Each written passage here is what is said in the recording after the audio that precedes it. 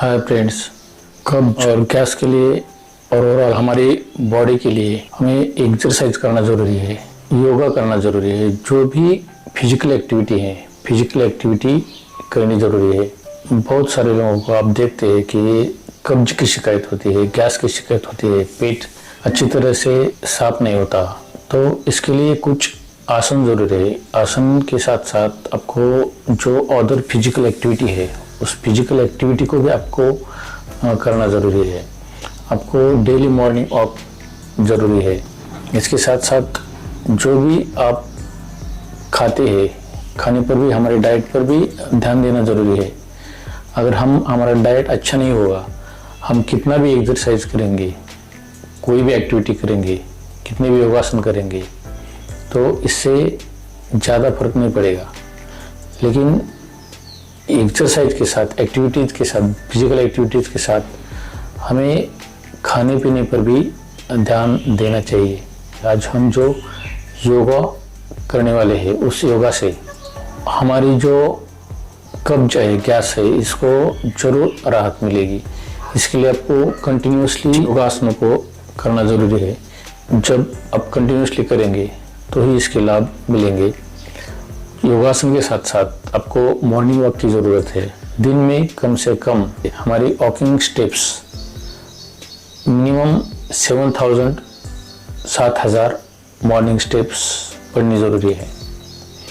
तो आज हम शुरू करेंगे हमारे इस कब्ज और गैस के लिए जो योगासन है। इस योगा का पहला जो आसन है, वो आसन है वज्रासन। हमें वज्रासन करने के लिए, वज्रासन की स्थिति में आने के लिए आपको इस स्थिति में जाना होगा। बाद में वज्रासन में बैठना है। वज्रासन में आपको कम से कम 30 सेकंड्स, ज़्यादा से ज़्यादा 5 मिनट तक आप बैठ सकते हैं। वज्रासन में बैठने के लिए आपको जो मैट है, मैट पर इसी तरह बैठना है। आपके जो पैर है, आपके जो पाँव है, पाँव को पीछे की ओर से, जो मैं आपको पीछे से दिखा देता हूँ।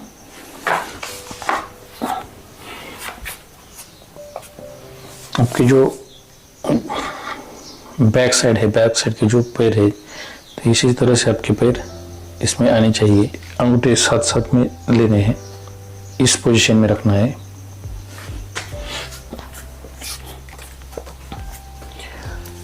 तो हमें इस वज्रासन में कम से कम 30 सेकंड और ज़्यादा से ज़्यादा आप 5 मिनट तक कर सकते हैं। अगर आप कंटिन्यूसली कर नहीं सकते तो 1 मिनट में बैठकर बाद में थोड़ा सा रिलैक्स होके 1 मिनट का टाइम देके हमें रेगुलरली वज्रासन करना जरूर है।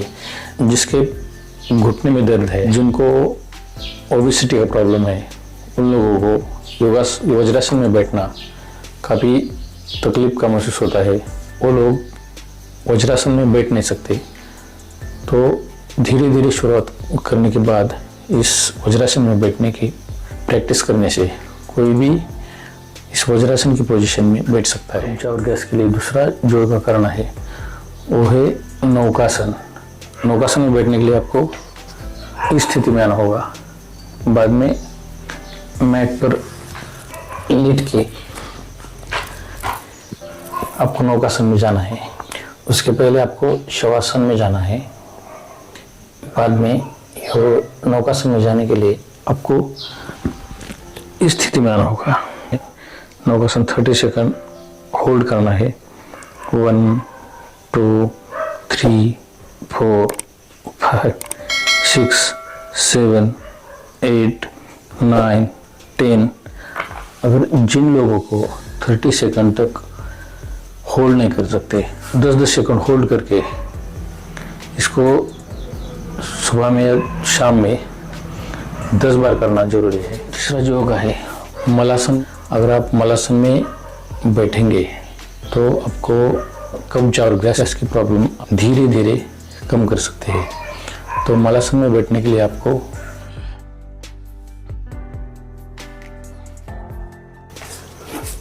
इस पोजीशन में आपको बैठना है। इस पोजीशन में आपको 1 मिनट तक आप बैठकर इस योगासन को कर सकते हैं। It is very simple. ये योगा बहुत ही सिंपल है। अगर इसको आप रेगुलरली करते रहेंगे तो आपकी जो काफ मसल है, काफ मसल भी आपकी स्ट्रांग हो जाएगी, आपकी घुटने की प्रॉब्लम भी कम हो जाएगी और आपकी जो गट हेल्थ है, गट हेल्थ में आपको अच्छी सी राहत मिलेगी। तो इसके लिए आपको मलासन में बैठना जरूरी है। जिन लोगों को मलासन में बैठने की तकलीफ होती है, दीवार को चिपक कर भी बैठ सकते हैं। इसके लिए आपको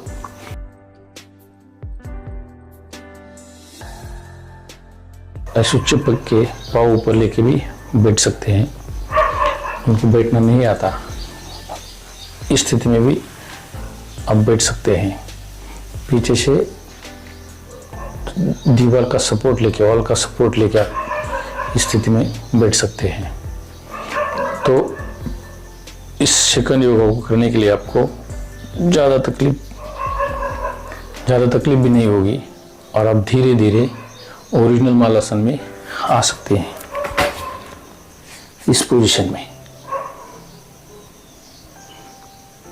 तो ये था हमारा तीसरी एक्सरसाइज, तीसरा योगा, जो कि आपके कब्ज और गैस को परमानेंटली ठीक करने के लिए काम करेगा। इसके लिए आपको रेगुलरली व्यायाम, रेगुलरली योगा, रेगुलरली वॉकिंग करनी।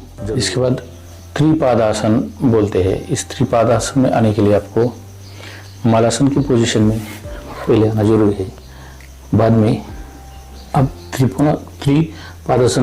त्रिपादासन पोजीशन में आपको जाने के लिए आपको जमीन पर भी अगर आप डायरेक्टली त्रिपादासन में आ सकते हैं तो आ सकते हैं, लेकिन जिनको त्रिपादासन में आने के लिए तकलीफ है उन लोगों को मेरा सुझाव है कि उस जो ऑल है, ऑल को चिपक कर आप इस आसन को कर सकते हैं।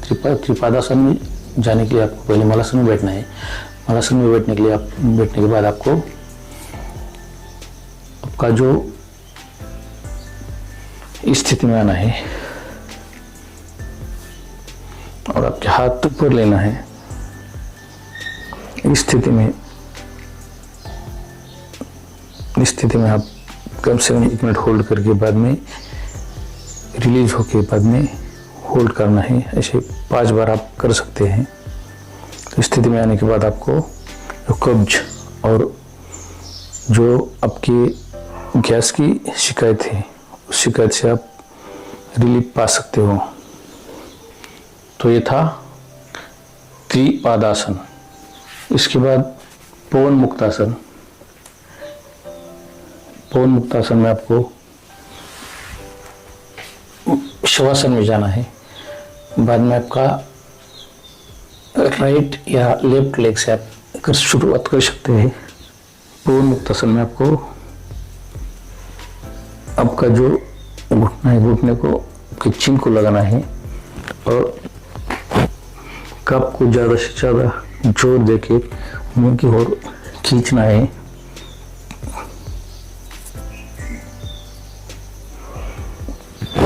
इस पोजीशन में आपको 10 सेकंड,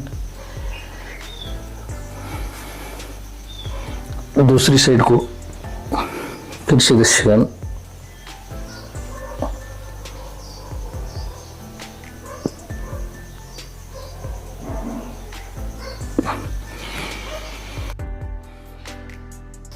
इस प्रकार से इस आसन को करना है। बाद में पूर्ण मुक्तासन में आपको जाना है। इसके लिए आपको आपके लेग को ऊपर खींचना है और ऐसे पकड़ के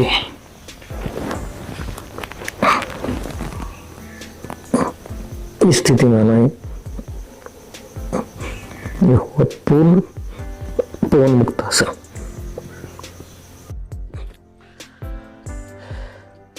पवन मुक्तासन की पोजीशन में आपको 10-10 सेकंड होल्ड करना है। बाद में इसमें जो आसन है कब्ज और गैस के लिए जो आसन है वो आसन है पश्चिमोत्तानासन। इसमें आपको आपके लेग आगे लेने हैं, पीठ अपनी बैक को सीधा रखना है और अपने अंगूठे पकड़ने की कोशिश करनी है। जिनको ओबेसिटी है उन लोगों को अंगूठा पकड़ना प्रॉब्लमेटिक हो जाएगा, लेकिन धीरे धीरे अगर कोशिश करेंगे तो इस आसन को जो ओबेस लोग हैं उन लोगों को भी ये आसन करने में कोई भी तकलीफ नहीं होगी। तो इसके लिए आपको पैर आगे करके बाद में अंगूठे को छूने की कोशिश करनी है, स्थिति में जाना है। बाद में आपका जो सर है सर घुटनों को लगा देना है।